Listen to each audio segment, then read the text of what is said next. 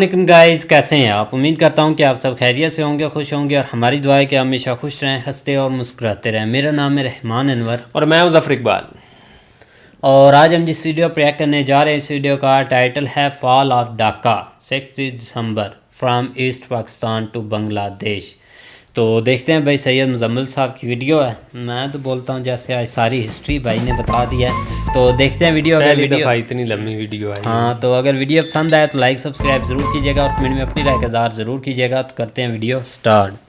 تو آج ہے 16 دسمبر 2022، اور وہ پاکستان جس کے بارے میں ہم آج تک سنتے ہیں کہ وہ تا قیامت رہنے کے لیے بنا ہے، وہ 16 دسمبر 1971 کو 2 حصوں میں تقسیم ہو گیا۔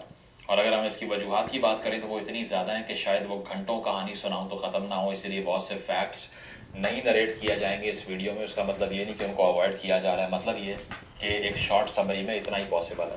تو اگر دیکھا جائے تو مشرقی پاکستان میں پاکستان کی تحریک کے لیے بڑی اسٹرانگ موومنٹ تھی، انفیکٹ مسلم لیگ کی بنیاد وہاں پڑی تھی۔ اور 1947 کو جب پاکستان دنیا کے نقشے پر ابھرتا ہے تو آپ یہ دیکھتے ہیں کہ ایسٹ اور ویسٹ پاکستان کے درمیان 1000 میل کا فاصلہ ہے، یعنی کہ پہلے دن سے ایک ان نیچرل اسٹیٹ جس کی کوئی بارڈر ہی نہیں ملتی آپس میں۔ میں یہ نہیں کہہ رہا کہ یہ وجہ اس کی علیحدگی کی، لیکن میں یہ کہہ رہا ہوں کہ ایک ان نیچرل اسٹیٹ ہے جس کا ایک اکائی بہت دور ہے اور دوسری جانب ہے۔ تو دیکھا جائے تو جناح صاحب کی اپنی پالیسی سے اس کا آغاز ہوتا ہے، کیونکہ 1948 21 مارچ کو جناح صاحب ڈھاکہ میں انگریزی میں خطاب کرتے ہوئے یہ فرماتے ہیں کہ the state language of Pakistan is going to be Urdu and no other language, categorically denies the inclusion of Bengali as a national language۔ اب بات یہ تھی کہ بنگال اس ٹائم کا بڑا نیشنلسٹک تھا، اور ان کی ایک پوری طویل تاریخ تھی، اپنا کلچر، اپنی تہذیب تھی، اپنی زبان تھی۔ تو پاکستان کے فاؤنڈر نے ڈھاکہ جا کے، کیونکہ ان کو اردو اچھی نہیں آتی تھی، تو انہوں نے انگریزی زبان میں کہا کہ اردو ہماری قومی زبان ہوگی، جس سے اسی دوران جو جلسہ عام میں عوام کھڑے ہوئے تھے وہیں پہ انہوں نے احتجاج شروع کر دیا۔ تو یہ جو غم و غصہ تھا بنگالی عوام کا وہ بڑھتا گیا، اور 1952 میں وہاں پر جو دنگے فساد تھے اس کا آغاز ہو گیا، رائٹس شروع ہو گئے، اور اس کو لینگویج رائٹنگ بھی کہتے ہیں۔ اور اسی کی تحریک سے عوامی مسلم لیگ ایمرج کرتی ہے، جو کہ بعد میں 1955 میں عوامی لیگ کے نام سے مشہور ہوئی اور اس کا نام بدلا گیا۔ تو بات یہ ہے کہ آپ اگر دیکھیں تو یہ عوامی لیگ جو کہ بعد میں بنگلہ دیش کی سپریشن کی وجہ بنتی ہے اور موومنٹ چلاتی ہے، شیخ مجیب جس کو ہیڈ کرتا ہے، اس کی بنیاد کہاں ہے؟ قومی زبان کے مسئلے پہ۔ تو پہلا سوال تو آپ یہ پوچھیں نا کہ آپ کو کس نے کہا تھا کہ آپ جا کر یونیلیٹرلی آپ ایک اعلان فرما دیں اور اس میں کسی کو انکلوڈ نہ کریں، نیشنل لینگویج کا سوال کھڑا ہی نہ کرتے۔ 1956 تک اگر آپ نے آئین نہیں بنایا تو 1956 تک آپ یہ بھی نہ بتاتے کہ قومی زبان کون سی ہے، تاکہ ایک اکائی آپ کی اس طرح سے باغیانہ رویے کی طرف نہ جاتی۔ لیکن پتہ نہیں کس جو ہے وہ سینس نے پریویل کیا اور ایسا اعلان کروایا گیا یا کیا گیا، جس سے شروع سے ہی نفرت کے بیج جو تھے وہ بو دیے گئے ویسٹ پاکستان کے لیے۔ محمد علی بوگرا جو کہ اس وقت کے پاکستان کے رہنما تھے، تو انہوں نے 1954 میں 1 یونٹ کی تشکیل کا آغاز کیا، 55 میں یہ امپلیمنٹ ہو گیا۔ تو اب دیکھا پاکستان یعنی کہ ویسٹ پاکستان کے حکمرانوں نے یہ تھا کہ اگر ایسٹ کی ہم بات کریں تو وہ پاپولیشن میں ہم سے زیادہ ہے، یعنی کہ وہ اکثریت ہے، وہ میجورٹی ہے، 51-52% ہے۔ تو ان کو کاؤنٹر کرنے کے لیے ہم اگر الیکشنز بھی کرواتے ہیں، کوئی اسٹیٹ کرافٹ تشکیل دیتے ہیں، تو ہم تو آؤٹ نمبرڈ ہو جائیں گے، ہماری پاپولیشن کم ہے اور وہ بہت بڑی اکائی ہے، بہت بڑا صوبہ ہے، تو باقی صوبے جو ہیں وہ ان کا مقابلہ نہیں کر پائیں گے۔ تو چونکہ ایک بنگالی میجورٹی کو کینسل آؤٹ کرنا تھا، اس کے افیکٹ کو کینسل کرنا تھا، تو آپ نے سارے ویسٹ کو ایک یونٹ بنا دیا، اور آپ نے کہا کہ پاکستان کے جتنے بھی ویسٹرن صوبے ہیں اس کی ایک اکائی تشکیل دو، اور ایسٹ اور ویسٹ تاکہ برابر ہو جائیں، تاکہ اسٹیٹ کرافٹ کو رن کرنے میں آسانی ہو، جس کے اندر آپ کا خوف چھپا ہوا تھا کہ کہیں بنگالی آ کے آپ کو لیڈ نہ کرنا شروع ہو جائیں، because you are the superior race. تو 1 یونٹ کی پہلی غلطی 1955 میں ہوتی ہے، جس کے بعد ایوب صاحب ٹیک اوور کرتے ہیں اور صدارتی نظام کا آغاز ہو جاتا ہے، اور وہی صدارتی نظام جس کے بعد میں 1956 میں کوشش بھی ہوتی ہے کہ دوبارہ سے بنگالی اور اردو کو قومی زبان بنا دیا جائے، لیکن اس وقت تک بہت دیر ہو چکی ہوتی ہے۔ تو جو تحریک ہے وہ چلتی رہتی ہے، اور صدارتی نظام کے آنے کے بعد صدر صاحب ساری طاقت اپنے ہاتھ میں رکھتے ہیں، اور جو ایبڈو قوانین کا ایوب صاحب نے اطلاق کیا، یعنی کہ الیکٹو باڈیز ڈسکوالیفیکیشن آرڈر، اس کے تحت تمام سویلین رہنماؤں کو، جس میں بہت بڑے بڑے نام تھے، شیخ مجیب صاحب کا نام بھی اس میں شامل تھا، ان کو الیکشن سے ہی نااہل کر دیا گیا کہ آپ لڑ ہی نہیں سکتے۔ تو آپ نے ڈس انفرنچائز کر دیا ایک ایسی قوم کو جو کہ پہلے ہی آپ سے ناراض ہے اور شکایات کے انبار لے کر بیٹھی ہوئی ہے۔ دوسری حیران کن بات یہ ہے کہ فاطمہ جناح صاحبہ جو کہ بہن تھیں قائد اعظم محمد علی جناح کی، تو وہ جب ایوب خان صاحب کے خلاف الیکشن لڑ رہی تھیں تو ان کے خلاف بھارتی ایجنٹ ہونے کا الزام لگا اور ان کو ڈیمین کیا گیا، بڑے بڑے ذاتی حملے ان کے اوپر کیے گئے۔ تو اس ٹائم ایسٹ پاکستان میں ان کے لیے سپورٹ زیادہ تھی اور وہاں پر لوگ ان کو سپورٹ کر رہے تھے ایوب کی ڈکٹیٹرشپ کے اگینسٹ۔ لیکن جب دیکھا یہ گیا کہ وہاں پر انتخابات میں کھلے عام دھاندلی ہوئی ہے اور ایوب صاحب الیکشن جیت گئے، بھٹو صاحب بھی ان کے ساتھ موجود تھے، تو آخری وہ امید تھی جو کہ ایک بنگالیوں کی دم توڑ گئی اور انہیں آئیڈیا ہو گیا کہ یہاں ہماری دال نہیں کرنے والی۔ پریزیڈنٹ نے ساری پاورز اپنے پاس رکھ لی اور اتنا امپاور کر دیا اس صدارتی نظام کو، جس کا آج کل بھی بہت سے لوگ ذکر کرتے ہیں کہ ہمیں پریزیڈنشل سسٹم چاہیے۔ یہ دیا آپ کو پریزیڈنشل سسٹم نے کہ ایک پورا یونٹ آپ سے علیحدہ ہونے کے در پہ ہو گیا۔ پھر آپ نے 1965 کا پنگا لے لیا اور بہت سے لوگ یہی کہتے ہیں کہ وہ جنگ پاکستان نے شروع نہیں کی تھی، تو آپ جبرالٹر کے بارے میں پڑھ لیجئے، کسی اور دن اس پہ تفصیل سے بات ہوگی۔ لیکن وہ جنگ شروع ہونے کے بعد ایسٹ پاکستان کو ہم نے بتا دیا کہ آپ کی تو ویسے ہی کوئی اوقات نہیں ہے۔ اس کی وجہ کیا ہے کہ 65 میں ایسٹرن بارڈر خالی پڑا ہوا تھا، وہاں پر ہم نے آرمی ہی ڈپلوائے نہیں کی اور ان کو یہ بتا دیا کہ اگر وہاں پہ انڈین فوج آتی بھی ہے تو ہمیں کوئی مسئلہ نہیں ہے، ویسٹ کو بچاؤ۔ اور 80% پاکستان کی فوج ویسٹ پاکستان میں اسٹیشنڈ تھی، یعنی کہ 49% پاکستان میں 80% فوج، 51% پاکستان میں صرف 20% فوج، جس سے آئیڈیا ہو گیا بنگالیز کو بھی کہ ہم سگے نہیں ہیں ان کے، نہ یہ ہمارا سوچتے ہیں۔ اس دوران سب سے بڑے جو گریونسز تھے، جو مسائل تھے ایسٹ پاکستان کو ہم سے، وہ یہ تھے کہ ہمارا کیپٹل جو ہے وہ یہاں سے نکل کے ویسٹ پاکستان میں انویسٹ ہوتا ہے، کیونکہ شروع سے انڈسٹری جو تھی وہ وہاں پر موجود تھی اور یہاں پہ تو کوئی آج تک پروڈکشن ہوئی نہیں ہے سوائے بچے پیدا کرنے کے۔ ابھی تک ہم کسی بھی انڈسٹری کو تھرائیو کرتا ہوا نہیں دیکھتے ویسٹ پاکستان کے اندر، اسی لیے 71 کے بعد سے ہماری اکانومی بھی نیچے آنا شروع ہو گئی اور سب تباہ ہو گیا، کیونکہ یہاں پر انڈسٹری لگائی ہی نہیں گئی تھی۔ تو انہوں نے یہ دیکھا کہ ہمارے ایکسپینس پہ ویسٹ پاکستان ڈیولپ ہو رہا ہے، اسلام آباد کی تشکیل دی جا رہی ہے، یعنی کہ اسلام آباد کو اسکریچ سے بنایا گیا، کیونکہ اس سے پہلے وہاں پر وہ شہر موجود نہیں تھا۔ تو کیپٹل بنانے کے لیے آپ نے ایسٹ پاکستان سے پیسہ نکال کے اسلام آباد پہ لگایا۔ اسی کے لیے بنگالیز کہتے تھے کہ ہمیں اسلام آباد کی فضا سے پٹسن کی خوشبو آتی ہے، یعنی کہ پیسے ان کے، ڈیولپمنٹ ویسٹ پاکستان میں۔ تو خیر یہ مسائل بڑھتے گئے اور جب صورتحال اس نیچ پر پہنچی کہ غم و غصہ آسمان پر پہنچ گیا، تو شیخ مجیب صاحب جو کہ عوامی لیگ کے رہنما تھے، انہوں نے 6 نکات تشکیل دیے اپنے، اور یہ 6 نکات یعنی کہ 6 پوائنٹس انہوں نے 1966 میں ایوب خان صاحب کے سامنے رکھے اور ڈیمانڈ یہ کیا کہ ہمیں اب یہ شرائط منظور کروا کے دی جائیں۔ اب اس کا ذرا ایک بریف سا انٹرو آپ کو دیتا ہوں۔ اس 6 میں پہلا نکات میں سے یہ تھا کہ ٹرو پارلیمنٹری ڈیموکریسی، یعنی کہ پارلیمانی نظام میں حکومت اور جمہوریت لے کر آئیں، پریزیڈنشل سسٹم کو ختم کریں، صدارتی نظام نے سب تباہ کر دیا، عوام کو ان کا حق نہیں مل رہا، اسی لیے پارلیمانی نظام ہو۔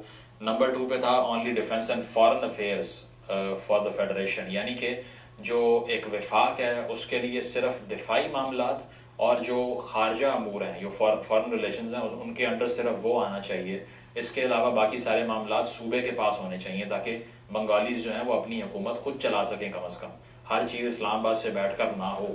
تیسرا مطالبہ کا یہ تھا کہ جو کیپٹل کا انفلو ہو رہا ہے، یعنی کہ جو پیسہ ایسٹ پاکستان سے نکال کے ویسٹ پہ لے جایا جا رہا ہے، اس کو روکا جائے تاکہ ہماری جو ویلتھ ہے وہ ہماری اپنی ڈیولپمنٹ پہ لگ سکے۔ چوتھا مطالبہ یہ تھا کہ جو ٹیکس کلیکشن کا رائٹ ہے، یعنی کہ ٹیکس اکٹھا کرنے کا حق جو ہے وہ صوبائی اکائیوں کے پاس ہونا چاہیے، ٹھیک ہے، اور اس میں سے ایک حصہ مختص کریں جو ہم نے وفاق کو دینا ہے، تاکہ ہم ٹیکس اکٹھا کریں، وفاق کو ایک پرپورشن جو گارنٹی کیا جائے وہ ہم ان کو دیں، ایسا نہ ہو کہ سارا ٹیکس وفاق نکال کے لے جائے اور بعد میں ہمیں واپس کر رہا ہو۔ پانچواں مطالبہ یہ ہے کہ 2 سیپریٹ اکاؤنٹ کھلوائے جائیں جو کہ فارن ایکسچینج ارننگز کے لیے ہوں، ایک ایسٹ کا ہو ایک ویسٹ کا ہو، تاکہ اس میں بھی جو ہمارے معاشی معاملات ہیں وہ مختلف طریقے سے چلائے جا سکیں، اور ایسٹ پاکستان کا ایک اپنا ایکسچیکر موجود ہو، تاکہ ان کو آئیڈیا ہو کہ یار یہ ہماری ویلتھ ہے، یہ اسپینڈنگ ہے، یہ جی ڈی پی ہے، یہ ہم نے بیرون ملک سے کمایا ہے، تو ان کی جو اکاؤنٹیبلٹی آف ریسورسز تھی وہ بہتر بنائی جا سکے۔ اس کے بعد میں جو آخری مطالبہ تھا وہ تھا جی سیپریٹ ملیشیا اور پیراملٹری فورس، یعنی کہ ہماری اپنی پیراملٹری فورس ہو، جس طرح بلوچستان میں آپ دیکھتے ہیں لیویز ہے یا اور ہیں، اس طرح وہ اپنی فورس مانگ رہے تھے اس ٹائم پہ۔ تو بات یہ ہے کہ اگر آپ ان 6 مطالبات کی بات کریں تو اس میں سے 4 معاشی مطالبات ہیں، یعنی کہ 4 پیسوں کے بارے میں ہے کہ ہمارے پیسے کم از کم ہم پہ خود پہ لگنے دو. تو اس سے آئیڈیا یہ ہوتا ہے کہ جو ڈسکارڈ تھی وہ معاشی ڈسکارڈ تھی شروع میں، کیونکہ آپ ایکسپلائٹ کر رہے تھے وہاں سے یہاں پہ.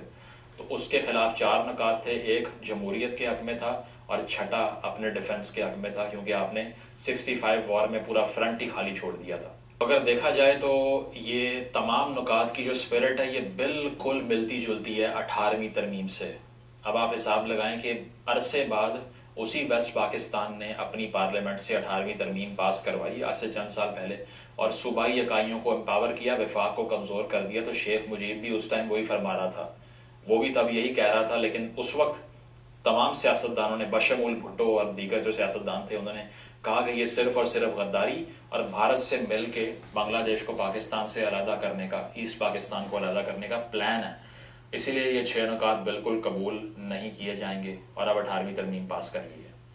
تو یہ 6 نکات لے کے مجیب صاحب واپس جاتے ہیں ڈھاکہ، اور اس کے فوراً بعد ان کے اوپر اگرتلا سازش کا الزام لگ جاتا ہے، یعنی کہ وہ ہندوستان کے شہر اگرتلا پہنچے، یہ الزام لگا، اور کہا گیا کہ وہاں پر انہوں نے ایسٹ پاکستان کی یعنی کہ مشرقی پاکستان کی حکومت کو گرانے کی سازش کی، اور اس پہ ان پہ غداری کا مقدمہ چلا، اور 1968 میں ان کو اس مقدمے کی وجہ سے گرفتار کر لیا گیا، اور اس کے بعد سے وہ جیل میں ہی رہے.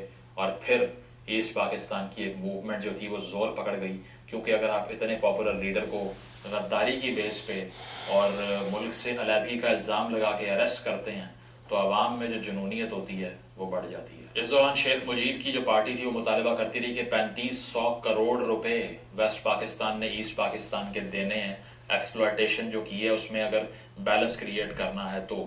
لیکن پاکستان کا ایسٹیمیٹ بہت چھوٹا تھا، یعنی کہ ویسٹ پاکستان کا، اسی لیے اس پر بھی کوئی بات نہ ہو سکی، اور جو معاشی گریونسز تھیں وہ وہاں کی وہاں رہیں.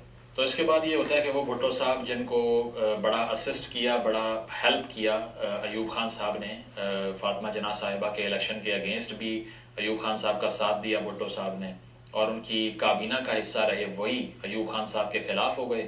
انہوں نے پیپلز پارٹی بنا لی، اور ویسٹ پاکستان میں بھی بھٹو صاحب کے لیڈرشپ کے اندر ایوب کے خلاف تحریک چلنا شروع ہو گئی، اور ایسٹ میں تو ویسے ہی چل رہی تھی جو کہ عوامی لیگ چلا رہی تھی. دونوں طرف سے ہم نے یہ دیکھا کہ ایوب خان صاحب کی مقبولیت بہت کم ہو گئی، اور ان کی پریزیڈنسی میں کوئی جان باقی نہیں رہی. تو ایوب صاحب بڑھاپے میں پہنچ چکے تھے، اور ان کی پریزیڈنسی کمزور ہو چکی تھی. جلسوں میں نعرے لگ رہے تھے ایوب کتا کے، وہ بھی سنے انہوں نے. اور اس کے بعد انہوں نے فیصلہ کیا کہ میں اپنے منصب کو اب فائنلی چھوڑ دوں مارشاء اللہ میں 10 سے زیادہ سال انجوائے کرنے کے بعد. تو 1969 یعنی کہ مارچ 1969 میں انہوں نے فیصلہ کیا کہ میں اپنی صدارت سے استعفیٰ دے رہا ہوں، اور کرنا یہ چاہیے تھا کانسٹیٹیوشنلی کہ وہ نیشنل اسمبلی کے اسپیکر کو اقتدار واپس کرتے تاکہ وہ آگے سے پھر وہ ایک انٹرم گورنمنٹ بناتے اور الیکشن کرواتے. لیکن حیران کن طور پہ انہوں نے آرمی چیف کو اپنا یہ عہدہ جو تھا وہ دے دیا، اور یحییٰ خان صاحب کو آپ حساب لگائیے کہ ٹرانسفر آف پاور ایک ملٹری مین دوسرے ملٹری مین کو کر رہا ہے. تو شاید اس سے پہلے کوئی جمہوری حکومت نے کسی دوسری جمہوری حکومت کو اقتدار نہیں سونپا ہوگا، لیکن ایک فوجی حکومت نے ڈیلیور کر دیا اقتدار ایک اور فوجی حکومت کو. اس کی وجہ یہ بھی ہے کہ نیشنل اسمبلی کا اسپیکر ایک بنگالی تھا. جانے سے پہلے ایوب صاحب اپنا ہی آئین معطل کر کے چلے گئے، کیونکہ ان کو معلوم تھا کہ اس میں صدارت کی جو کرسی ہے اس میں بہت زیادہ طاقتیں ہیں. تو اگر کوئی بنگالی صدر بن گیا اس آئین کے تحت تو پھر تو ویسٹ پاکستان کی نہیں چل سکے گی. تو اسی لیے اپنے کانسٹیٹیوشن کو ہی پھاڑ کے چلے جاؤ. مطلب ان کو ٹارگٹ ہر جگہ پہ انہوں اس نے وقت رکھا تک ہم نے دیکھا کہ جو 1 یونٹ اسکیم تھی اس کے تحت پاکستان گورن ہوتا رہا، لیکن 1970 میں آ کے یحییٰ خان صاحب نے 1 یونٹ ختم کیا، LFO لے کر آئے اپنا، اور اس کے بعد انتخابات کی بات کا آغاز ہونا شروع ہوا. تو اب صورتحال یہ تھی کہ بھٹو صاحب کے پاس اس طرف اکثریت تھی اور اس طرف شیخ مجیب کے پاس اکثریت تھی، اور بھٹو صاحب کے پاس تو ایسٹ پاکستان میں کوئی امیدوار بھی نہیں تھا کھڑا کرنے کے لیے، نہ کیا انہوں نے. مجیب نے پھر ویسٹ پاکستان میں کچھ امیدوار کھڑے کیے تھے. تو 1970 میں یہ الیکشن ہوتا ہے، اور اس الیکشن کے اندر دھاندلی کی کوشش بھی ہوتی ہے، اور کئی جگہوں پہ irregularities بھی ہیں. بہت سے لوگوں میں عوام میں تاثر یہ ہے کہ بالکل شفاف تھے، نہیں بالکل شفاف نہیں تھے. پاکستان کے پہلے ایسے انتخابات تھے جو شاید تھوڑے سے انڈسپیوٹڈ رہے ہوں، لیکن دھاندلی کی سازش تب بھی کی جا رہی تھی جو کہ کارگر ثابت نہیں ہوئی. وہ کس نے کی وہ آپ کو اینڈ پہ بتائیں گے. لیکن ہوا اس طرح سے کہ شیخ مجیب نے تو ایسٹ پاکستان میں بالکل ہی سویپ کر دیا، نا کوئی سیٹ چھوڑی ہی نہیں سوائے 1-2 کے. ادھر بھٹو صاحب کو 132 میں سے 81 سیٹیں ملی 81 ویسٹ پاکستان میں. تو اس سے اندازہ ہو گیا یایا کو کہ مجھے مجیب سے ہی بات کرنی پڑے گی، کیونکہ اس کے پاس جو میجورٹی ہے وہ اس میں کوئی بھی ایسی دو رائے نہیں ہے کہ اس کو ریفیوٹ کیا جا سکے. تو وہ پھر ڈھاکہ گئے اور وہاں جا کے شیخ مجیب سے ان کی ملاقات ہوئی اور یایا نے کھلے عام اعلان کیا کہ Sheikh Mujib is going to be the next prime minister of Pakistan. Pakistan کا اگلا وزیر اعظم شیخ مجیب بنے گا. لیکن اس دوران بھٹو صاحب نے بھی کوئی مینڈیٹ جو ہے وہ اس کو ماننے سے انکار کیا اور ملاقاتیں ہوتی رہیں لیکن کوئی کنسنسس ڈیولپ نہیں ہو سکا. اور بھٹو صاحب ڈھاکہ میں ہی موجود تھے اور وہ شام کو وہاں سے نکلے اور رات کو وہاں پہ آپریشن کا آغاز ہو گیا، کیونکہ اس سے پہلے لیفٹیننٹ جنرل ٹکا خان صاحب کو بھیج دیا گیا تھا ایسٹرن کمانڈ کو ہیڈ کرنے کے لیے. اور پاکستان کی جو حکومت تھی یحییٰ خان صاحب کی سربراہی میں، وہ یہ پلان کر چکی تھی کہ دکھانی کھبی ہے اور مارنی سجی ہے، سجی یعنی ہے. کہ سامنے آ کر منافقت. آپ نے اگلے پرائم منسٹر کا اعلان تو کروا دیا لیکن ساتھ ساتھ آپریشن بھی پلان کیا ہوا ہے جو کہ پیچھے سے شروع ہو چکا ہے. اس کے بعد اس خونی آپریشن کا آغاز ہوتا ہے، جس کے بعد آپ کہہ سکتے ہیں کہ پھر مشرقی پاکستان کا علیحدہ ہونا جو تھا وہ انیویٹیبل ہو چکا تھا اور پھر پاکستان کے ہاتھ سے چیزیں نکل چکی تھیں، کیونکہ آپ نے طاقت کا استعمال وہاں پر کیا جہاں پر بات چیت کرنے کے آخری مواقع کو استعمال کرنا چاہیے تھا. کیونکہ ایک انٹرویو میں اس سے فوراً پہلے شیخ مجیب نے یہ بھی کہہ دیا تھا کہ اگر آپ 1956 کا آئین بھی بحال کرتے ہیں تو ہم قبول کر لیں گے. تو انٹرویور نے سوال کیا کہ پھر آپ کے 6 نکات کا کیا ہوگا؟ تو اس نے کہا کہ یہ کوئی آسمانی صحیفہ نہیں ہے، اس پہ بات ہو سکتی ہے. مطلب لچک دکھا رہا تھا وہ، لیکن آپ نے طاقت کا استعمال کیا، کیونکہ جب ایک ڈکٹیٹر اوپر بیٹھا ہوتا ہے تو اس کے مائنڈ میں صرف ایک چیز ہوتی ہے کہ کانکر دس ہل، اور اس کو بھی فتح کر لو، اس کو بھی فتح کر لو. کیونکہ وہ ڈیموکریٹ نہیں ہوتا، وہ سویلین نہیں ہوتا، اسی لیے وہ سوچ نہیں پاتا کہ بات چیت سے معاملات کیسے حل کرنے ہیں، استعمال کرتا ہے بندوق کا. اس آپریشن کو ہیڈ کیا جنرل امیر عبداللہ خان نیازی صاحب نے، جو کہ میاں والی سے تھے، جن کے بارے میں آج تک خان صاحب کو بھی لوگ ٹانٹ کرتے ہیں اسی نام کی وجہ سے. تو جنرل نیازی نے اس آپریشن کو ہیڈ کیا اور اس میں بہت سے پروفیسرز اور اسٹوڈنٹ رہنما یہ نیازی صاحب تھے. ہاں جی. ایکٹیویزم کر رہے تھے. مفتی بانی کے کچھ لوگ تھے جو کہ ایک سیپریٹسٹ موومنٹ بن چکی تھی، ان کے لوگوں کو اٹھایا گیا. اور ایک نمبر ہمارے پاس کوئی کنسنسس والا نہیں ہے کہ کتنے لوگوں کو مارا گیا، لیکن فورس آفیشلی استعمال کرنا شروع کر دی گئی. اس کے علاوہ ایئر لفٹ کر کے شیخ مجیب کو وہاں سے لے آئے، یعنی کہ گرفتار کر کے ایسٹ پاکستان کے الیکٹڈ سب سے مشہور سیاسی لیڈر کو جہاز میں بٹھا کے اریسٹ کر کے ویسٹ پاکستان لے آئے. تو اس کے بعد جو ہے وہ ٹوٹل ایک وار کی سچویشن بن گئی، اور اس میں بہت سے ایسے بعد میں رپورٹس بھی آتی ہیں جس میں سویلینز کے خلاف فورس کا استعمال ہوا. اور میڈیا کے اوپر اس وقت تک کوئی رپورٹنگ نہیں ہو رہی. پاکستان میں جو پی ٹی وی ہے یا دیگر جو ریڈیو پاکستان ہے یا دیگر نشریات ہیں، اس میں کچھ نہیں بتایا جا رہا کہ وہاں پر کیا ہو رہا ہے. صرف یہ بتا رہے ہیں کہ وہاں پر صورتحال کنٹرول کرنے کے لیے حکومت پاکستان نے اپنا ایک آپریشن شروع کر دیا ہے جس میں امن اور بحالی امن کے لیے کاوش کی جا رہی ہے، جو کہ آج تک ہوتا ہے کہ اصل خبر میڈیا سے غائب ہوتی ہے. تو اس دوران دیکھا یہ جاتا ہے کہ اندرا گاندھی صاحبہ جو کہ اس وقت ہندوستان کی وزیر اعظم تھیں، ان سے مفتی بانی کے لوگ بیٹھ کر بات کرنا شروع کر دیتے ہیں. اور کچھ لیڈران بھی اس پاکستان کے، کیونکہ وہ ایسے نیچ پہ بات پہنچ چکی ہے کہ یہاں پر کوئی نیگوسیشن نہیں ہو سکتی. تو آبویسلی جب بھی لڑائی ہوتی ہے تو آپ کا جو دشمن ہوتا ہے اس کو اگلے دوست بناتے ہیں، اور یہ بالکل نیچرل ہے، کیونکہ دنیا کا ہر ملک یہی کرتا ہے کہ جب ایک ملک کے خلاف لڑائی ہو رہی ہو تو اس کے دشمنوں کے قریب چلے جاتے ہیں، کیونکہ اسی کو فارن پالیسی مینوور کہتے ہیں. تو دشمن کا دشمن دوست. ان کی آواز پہ لبیک کہتے ہوئے اس پاکستان کو انسرکل کرنا شروع کر دیا اور اپنی فوجیں وہاں پر ڈپلوائے کرنا شروع کر دی اور اسکرمشز شروع ہو گئے.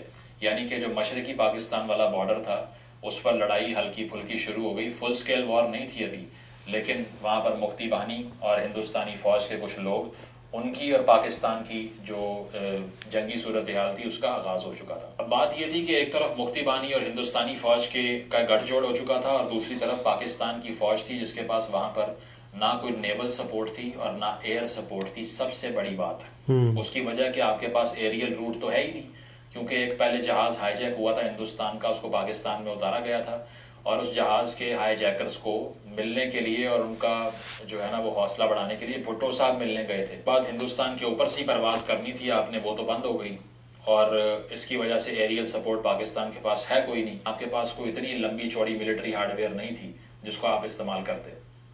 تو 3 دسمبر کو یحییٰ صاحب نے یہ فیصلہ کیا کہ اب بھارت میں ڈائریکٹ حملے کرنے کا ٹائم ہو چکا ہے. تو پھر انہوں نے انڈین ایئر فیلڈز میں جو ہے وہ جا کر ایریل اٹیک کیے اور اس کے بعد فل سکیل وار کا آغاز ہو گیا. اس دوران پاکستان کو امید یہ تھی کہ ہم امریکہ اور چائنا دونوں کی سپورٹ حاصل کر لیں گے، کیونکہ امریکہ چائنا کو قریب لانے کے لیے ہم نے کردار ادا کیا، کیونکہ ہنری کسنجر جو کہ فارن سیکرٹری تھا امریکہ کا، اس کا دورہ کروایا تھا چین میں پاکستان کی مدد سے. لیکن ہوا یہ کہ آپ نے یہ والے جو طاقت کا استعمال کیا، جو جینوسائڈ کرنے کی کوشش کر رہے تھے آپ وہاں پہ، اس کے بعد آپ کو کسی بھی انٹرنیشنل پاور نے بھی سپورٹ کرنے سے انکار کر دیا اور آپ اکیلے رہ گئے. اس دوران بھٹو صاحب کو ہم نے ایز این ایمبیسڈر اور شعلہ بیان تقریر کرنے والے کے طور پہ، ایک پاپولسٹ کے طور پہ باہر بھیجا ہوا تھا، جو کہ امریکہ میں بیٹھ کے یو این کے اندر تقریریں کریں، ہمارا کیس پریزنٹ کریں، جس میں وہ ماہر تھے. ایک گیمکری کرنی آتی تھی نا ان کو، اور ان کو ڈیموکاک بھی کہا تھا نکسن نے، بالکل ٹھیک. تو وہ اسی لیے کہا تھا کہ وہ مینوور کرنے میں یا پھر تقریر اور شعلہ بیانی میں تو استاد تھے نا. تو انہوں نے وہاں پر کاغذ پھاڑ کے ہوا میں پھینکے اور کہا کہ we'll go back to the country, we will fight. اور یہ کرتے ہوئے جو شاید یو این دونوں کو بٹھا کے کوئی سیز فائر کروا دیتی، اس سے بھی گیا پاکستان. اور اتنا لمبا جنرل نیازی صاحب بھی نہیں لڑ سکے، جن کے سیکنڈ ورلڈ وار کے قصے اتنے مشہور تھے کہ ان کو لائن کہتے تھے کہ یہ شیر کا بچہ ہے اور یہ وہ ہے، یہ وہ ہے. لیکن جا کے جناب نے جیسے ہی بات کی ہندوستانی فوج نے کہ اگر آپ سرنڈر کرتے ہیں تو آپ کو مکتی بانی کے حوالے نہیں کریں گے، جناب نے فوراً بندوق لے کے اپنی لیفٹیننٹ جنرل جگجیت سنگھ اروڑا کے قدموں میں رکھ دی. تو جنرل نیازی کے پاس اس وقت بھی تقریباً 2 سے 3 ہفتے کی فائٹنگ کیپیبلٹی موجود تھی، جس میں یہ امید تھی کہ شاید اس دوران کوئی انٹرنیشنل میڈیشن ہو جائے اور سیز فائر ہو جاتا. لیکن جنرل نیازی نے 2 منٹ نہیں لگائے اور سرنڈر کر دیا وہاں پہ. اور ایون کہ جنرل جگجیت سنگھ جو تھے ان کو انہوں نے وہاں پر گارڈ آف آنر بھی دے دیا.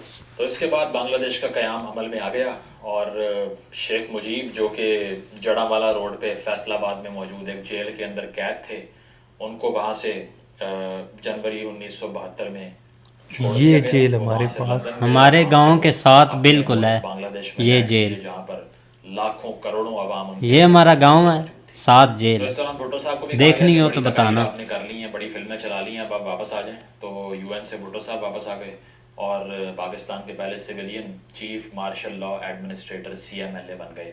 تاریخ رقم کر دی بھٹو صاحب نے. تو اس کے بعد میں بھٹو صاحب نے ایز اے پرائم منسٹر حلف اٹھایا، اور الیکشن کی بیسس پہ تو وہ نہیں تھا، لیکن پھر بھی کوئی کنسنسس نہیں تھا ایسا کہ کوئی اور ان کے خلاف ہو سکتا ہے، اسی لیے وہ پاکستان کے وزیر اعظم بن گئے. اس دوران 90,000 پاکستانی قیدی ہندوستان کی جیلوں میں پڑے ہوئے تھے، جس میں فوج کے ساتھ ساتھ سویلین لوگ بھی تھے. 93 بھائی. فوجی کتنے تھے اس کا ایکچوئل نمبر تو نہیں ہے، لیکن تقریباً باجوے کا پارٹ 90,000 سید لوگ مزمل. قید تھے ہندوستانی جیلوں کے اندر، جو کہ بعد میں شملہ اگریمنٹ سے بھٹو صاحب نے 1972 کے وسط میں وہاں سے رہا کروا لیے، جو کہ بڑی کامیابی تھی. تو بہت سے فوجیوں کو پاکستان واپس لانے میں کردار تھا بھٹو صاحب کا، اور یہ وہی بھٹو صاحب ہیں جن کو اس 1972 کے 5 سال بعد ضیاء صاحب نے مارشل لا لگا کے لٹکا دیا. بھٹو صاحب نے اس کے بعد وعدہ کیا قوم سے کہ میں ایک انڈیپینڈنٹ انکوائری کرواؤں گا کہ اس میں کس کا قصور ہے کہ پاکستان کو ایسی ہزیمت کا سامنا کرنا پڑا، ایسی شرمندگی ہوئی ہے کہ ہمارا آدھا ملک ٹوٹ گیا ہے اور ہزاروں لوگ مرے ہیں، اور اس کے بعد ہماری فوج کو بس پائی ہوئی ہے. ایک انڈیپینڈنٹ کمیشن بنایا گیا جس کی سربراہی جسٹس حمود الرحمان کر رہے تھے، اور اس میں 3 سے 4 جج اور بھی تھے. اور اس کی رپورٹ 2 حصوں میں سامنے آئی، پہلی 1972 میں، دوسری 74 میں. اور اس رپورٹ کے اندر جو انکشافات تھے اس کو دبا دیا گیا. بھٹو صاحب نے بھی اس کو پبلک نہیں کروایا، جو کہ ہونا چاہیے تھا، لیکن بڑے عرصے بعد وہ رپورٹ سامنے آئی، اور اس میں جو حقائق ہیں وہ آپ سب کو اس رپورٹ کی تفصیل کھول کے پڑھنے چاہیے. مجھے یاد ہے کہ میں جب کالج کا ایک اسٹوڈنٹ تھا تو میں نے اس رپورٹ کا پہلی مرتبہ سنا، اور میں نے آن لائن اس کو تلاش کر کے پڑھا، اور مجھے اتنی شرمندگی ہوئی جس کو میں آج تک نہیں بھولتا، کیونکہ اس سے پہلے میں ایک ایسا پیٹریٹ تھا جو کہ اپنے ملک کے لیے جو محسوس کرتا تھا وہ انڈسپیوٹڈ تھا. لیکن حمود الرحمان کمیشن کی رپورٹ پڑھنے کے بعد میں آج تک نہیں بھولا کہ کسی بھی چیز کو انڈسپیوٹڈ وے میں پسند کرنا آپ کی انٹلیکٹ سے ناانصافی ہے. ہمیشہ ایک اسکیپٹک کی آنکھ سے دیکھنا چاہیے ان چیزوں کو. تو اس رپورٹ کے اندر تو حیران کن انکشافات ہیں، جس میں جنرل نیازی کے اوپر پان کا پتہ وہاں سے اسمگل کرنے کا الزام ہے، بینک لوٹنے کا الزام ہے. اس کے علاوہ ایسے بیانات ہیں جنرل راؤ فرمان علی صاحب کے، جس میں وہ کہہ رہے ہیں کہ میں نے جنرل نیازی کو بتایا راشن ختم ہو گیا، انہوں نے کہا کہ وہاں پر موجود نہیں ہے کوئی بھیڑ بکریاں، چھینو ان سے، کاٹو کھاؤ ان کو. ہم ایسے ہی کرتے تھے دوسری جنگ عظیم کے اندر. اس کے علاوہ کیا کیا بتائیں آپ کو، ایسے بھی حقائق ہیں جو کہ شاید بولنا अलाउ ना हो, लेकिन जेफरी डेविस एक डॉक्टर थे ऑस्ट्रेलियन जिनको यूएन ने बुलाया था ढाका में, क्योंकि बहुत सी ऐसी ख़वातीन थे जिनके अबॉर्शन करवाने थे, तो वो लाखों में वो नंबर देते हैं जिनके अबॉर्शन हुए थे वहाँ पे। अब इस नंबर में एग्जैजरेशन भी हो सकती है, लेकिन वो किताब आप पढ़ सकते हैं जो कि जनरल खादिम हुसैन की थी, जिसमें जो कि इस जंग में शरीक थे। किताब का नाम है stranger in my own country. उस किताब में वो लिखते हैं कि जनरल न्याजी ने एक मिलिट्री ब्रीफिंग के अंदर ये कहा कि मैं इन बंगालियों की नस्ल बदल दूंगा, और ये सुन के एक बंगाली अफसर थे जो कि वाहिद अफसर थे टॉप टियर लीडरशिप के अंदर उस वक्त पाकिस्तान के, उन्होंने बाथरूम में जाके अपने सर में गोली मारकर खुदकुशी कर ली। तो इस रिपोर्ट के अंदर अगर देखा जाए तो जनरल न्याजी, राव फरमान अली और दीगर जो कुछ जर्नैल थे उनके ऊपर स्मगलिंग के इल्ज़ाम लगे। इसके अलावा कार्रवाई का इल्ज़ाम, यानी कि कोर्ट मार्शल का जो रिकमेंडेशन थी वो दी गई कि 6 अफसरान के ख़िलाफ़ कोर्ट मार्शल किया जाए। इसके अलावा 9 जर्नैलों के ख़िलाफ़ कार्रवाई की सिफारिश की गई ताकि उनकी मराहत वगैरह छीन ली जाएँ, क्योंकि उन्होंने भी नेगेटिव किरदार अदा किया। और इस तरह से तकरीबन 15 जर्नैलों के नाम इसमें शामिल थे जिनके खिलाफ कार्रवाई की सिफारिश हुई, लेकिन ये रिपोर्ट ही सामने नहीं आई। और इसमें किसी भी सिविलियन का सिवाय एक के मेरा ख्याल है कोई नाम नहीं था। और इन जर्नैलों के अंदर जनरल गुलाम उमर भी शामिल थे, असद उमर साहब और ज़ुबैर उमर साहब के वालिद साहब, जिन पर इल्ज़ाम ये था कि इन्होंने कुछ पैसे 1970 का इलेक्शन की जो रिज़ल्ट हैं उसको तब्दील करने के लिए सियासतदानों में बांटे थे, मैनूवर मैनिपुलेट करने के लिए, लेकिन वो हो भी नहीं सका और जनाब ने कोशिश भी कर ली थी अपनी। तो जनाब ये सारा किस्सा था, इसमें बहुत से हक़ाइक़ और भी होंगे, लेकिन एक सबक सीखने को ये था कि जब आप मैंडेट को सप्रेस करते हैं ताकत से और बैलेट के ख़िलाफ़ बंदूक का इस्तेमाल करते हैं, तो आपके ख़िलाफ़ ऐसी इनकलाबी तहरीक चल सकती हैं जिसमें पूरे के पूरे ख़ित्ते आपसे अलहदा हो सकते हैं। और इससे सबक ये सीखना था कि दोबारा से हमूद रहमान कमीशन की रिकमेंडेशंस के अंदर लिखा हुआ है कि सियासत में फ़ौजी मुदाखलत ने सब बर्बाद कर दिया। अगर ऐसा होता रहा तो पाकिस्तान को नुकसान पहुंचता रहेगा। और आपने ये सारी सूरत हाल में एक्सप्लॉयटेशन देखी, रिसोर्सेज वहाँ पर अनजस्ट तरीके से निकाल के यहाँ पर लगा लेना, जो कि हम दीगर सूबों से अब भी कर रहे हैं। इसके अलावा ये देखा कि उनके मैंडेट को रिस्पेक्ट ना करना, वहाँ पर जो है वो ओवरली मिलिट्री प्रेजेंस रखना, इसने पाकिस्तान को ऐसा नुकसान पहुँचाया जो नाकाबिले तलाफ़ी था। लेकिन उससे सबक ये सीखा कि अभी रिसेंटली 1 महीना भी नहीं हुआ इस बात को कि जनरल बाजवा ने तकरीर करते हुए कहा कि ईस्ट पाकिस्तान का फेलियर एक सियासी फेलियर था।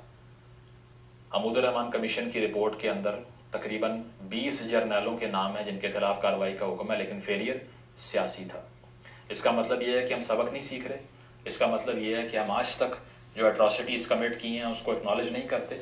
और अगर जर्मन चांसलर ऑस्विट्ज़ में जाके, जहाँ पर डेथ कैंप बनाए थे नाजीज़ ने, वहाँ पर घुटनों पे बैठ के माफ़ी मांग सकता है, तो आप भी एक्नॉलेज कर सकते हैं जो मुशर्रफ साहब ने किया। और मुशर्रफ साहब गए वहाँ पर और उन्होंने माजरत भी की, लेकिन वो ऑफिशियल नहीं हो सकी। बहरहाल एक एक्नॉलेजमेंट थी, क्योंकि वो वहाँ पर जो यादगार शहदा थी बांग्लादेश में, उधर गए थे ढाका के अंदर। तो इससे सबक ये लेना चाहिए था कि आइंदा से पाकिस्तान की जो रियासत थी वो अपना इन्फ्लुएंस कम करती। और 18वीं तरमीम आपने इवेंचुअली की, लेकिन उसको भी रिवर्स करने की आज पाकिस्तान में बातें हो रही हैं। और आज फिर से सदारती निज़ाम के हामी उभर के सामने आ गए हैं, इमरान खान साहब की शक्ल में, या फिर इससे पहले की जो इस्टेब्लिशमेंट थी, इससे पहले वाली पॉलिसीज़ को जो परसू कर रही थी उसकी शक्ल में। तो अगर आपने सबक सीखना है तो वो सबक ये है कि जमहूर को रिस्पेक्ट करें, मैंडेट को रिस्पेक्ट करें, जहाँ की दौलत है वहाँ लगाने दें, डेवलपमेंट के अंदर बाइस्ड मत हों और कोई रेशियल सुपीरियॉरिटी असर्ट मत करें। अदरवाइज़ ये पाकिस्तान जो कि बचा है ये मज़ीद टुकड़ों में बढ़ सकता है। Thank you.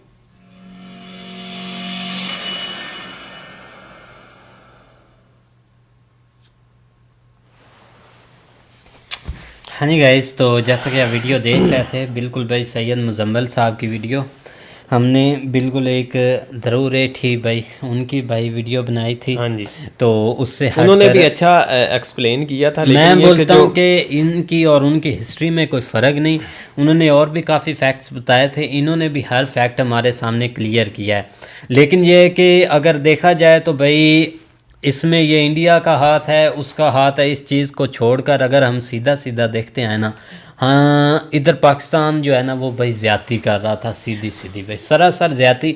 और आपको ये भी पता है कि भाई जुल्म कभी भी नहीं टिकता, या झूठ कभी नहीं टिकता, या जो ऐसी ज़्यादती करे वो कभी नहीं टिकता। और यही इनके साथ हुआ था उस वक़्त कि इन्होंने उनका हक नहीं दिया था, जो उनका हक था वो भी खा रहे थे। यार जो मर्जी हम बातें कर लेना, जो मर्जी है, ایک چیز جو ہے نا یہ ابھی تک بھی لوگ جو ہے نا وہ بہت اچھے طریقے سے سمجھ رہے ہیں، لیکن یہ کہ کوئی ماننے کو تیار نہیں. ابھی بھی اگر کوئی غلطی ایکسیپٹ کرے نا تو یہ کرنی چاہیے کہ جو مینڈیٹ جس کی بات کر رہے ہیں نا سید مزمل صاحب، کہ ایک بندہ ہے یار اس نے اپنا مینڈیٹ حاصل کر لیا ہے، وہ جیت گیا، تو اس کو پاور دیں، بس بات ختم. یا آپ یہ اپنا سسٹم ختم کر دیں جو آپ نے یہ رکھا ہوا ہے، یہ جو چوچلے بنائے ہوئے ہیں بھائی ووٹنگ والا سسٹم، یا پھر ختم کر دیں.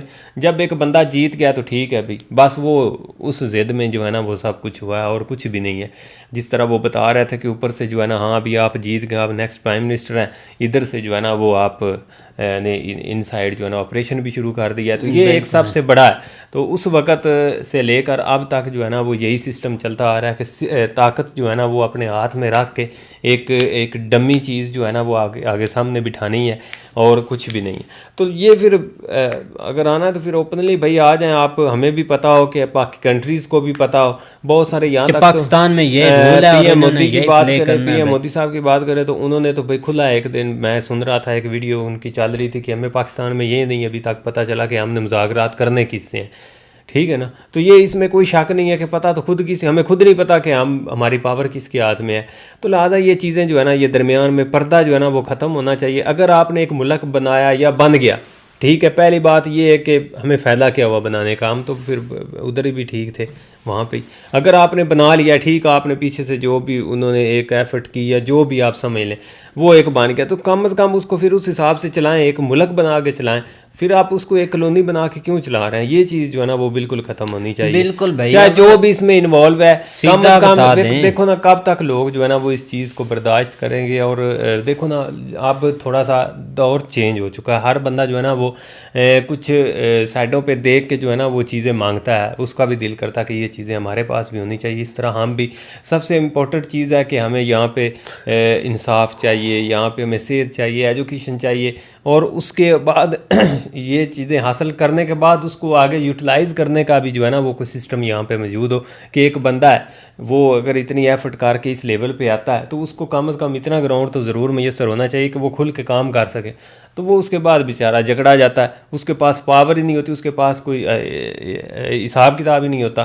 تو اس حوالے سے جو ہے نا وہ کوئی اسی وجہ سے جو ہے نا لوگ دڑا دڑا آپ یہاں سے پاکستان کو چھوڑ کے جا رہے ہیں. آپ سوچ نہیں سکتے کہ جو لاسٹ 6 منتھ 8 منتھ گزرے ہیں نا، اس کی رپورٹ کل دکھا رہے تھے، وہ کہہ رہے تھے کہ 7,50,000 بندہ جو ہے نا وہ یہاں سے جو ایجوکیٹڈ ہے نا وہ یہاں سے نکلا پاکستان سے. تو پھر یہ کوئی تھوڑی تعداد نہیں ہے. لوگ اس کی وجہ کیا ہے کہ یہاں پہ ماحول ایسا ہو گیا ہے، یہاں پہ اس حد تک جو ہے نا وہ خوف پھیل گیا ہوا ہے کہ یہاں پہ کوئی مستقبل نہیں ہے کسی چیز کا. یہ چیز ختم ہونی چاہیے. دیکھو نا ہر بندہ باہر بھی نہیں جا سکتا. بالکل، میں بول رہا ہوں کہ یہ جو ہمارا چھوٹا سا گاؤں ہے نا، آپ پورے گاؤں کو بولے نا کہ آپ کو ہم ویزے دیتے ہیں اور یہ آپ کویسچن پوچھیں کہ آپ جانا چاہتے ہیں، کسی نے یہ نہیں بولنا کہ ہم نے یہاں رہنا ہے.